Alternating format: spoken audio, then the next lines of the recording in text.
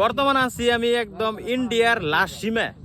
তো আনাকে দেখা কোন জায়গায় আছি, আমার সামনে যেটা একদম নাজারা আছে, মানে আনারা দেখলে মানে কি কম আর আনাকে মনটাই হ্যাপি হয়ে যাবো গা। আর এই জায়গাটা দেখতে নিয়ে গাইলাম, আমার লগে আছে আরো 3 জন বন্ধু আর আমি আছি, তো আমরা 4 জন আছি। আর নিশ্চয়ই আমার 5 মিনিট একটা ঘর দেখতেছুন। এই ঘরটা কি এর আমি ওইটাও আমি অল্প পরে মানে আনাকে বোঝানোর চেষ্টা করুম। তো আনারা ফার্স্টে আগে ভিউটা দেখুন, আমি যে কোন জায়গায় আছি। আর কইলাম যে আমি ভারতের লাস্ট সীমা না ইন্ডিয়ার লাস্ট সীমায় আছি একদম। তো ভিউটা দেখুন আনারা আগে কেমন ভিউ।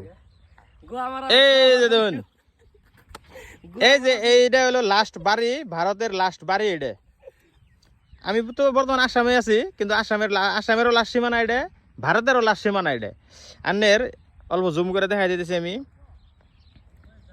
এই যে অল্প অল্প একটা ব্রিজ আছে একটা, এই ব্রিজটা কিন্তু ভুটানে পড়ছে। এটা ভুটান।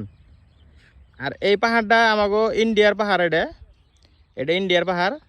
আর আন্নের যে এলো এই যে থেকে এটা ভুটান পড়ছে। এই রাস্তাটা আরো সামনে অল্প যাওয়ার পরে ভুটানের মানে বর্ডার ওইটা, কিন্তু এনে গেট নাই কে। আর ওটা আগে আসাল আর কি যাবার দিয়েছে, কিন্তু এখন বর্তমান যাবার দেয় না। আবার বলে এটা খোলা হবো বলে শুনছি আমি। আর এই গড়টার যে কথা বললাম আমি, এই গড়টা দিছে আনের হাতি খেয়ে দেওয়ার জন্যে। মানে এই অঞ্চলে হাতি আহে, পাহাড় থেকে মানে হাতি আহে, এটা তার মানে হাতি খেতানির জন্য এটা ঘর বানাই দিছে।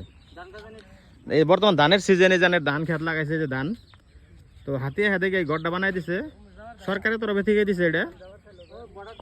এনে ওটা মানুষে হাতি খেদায়। আমরা 2 বাইক নিয়েছি 4 জনে। আর লোকেশনটা দেখুন না, কি ঠান্ডা ঠান্ডা বাতাস, কি মজা লাগতেছে, বাপ রে বাপ।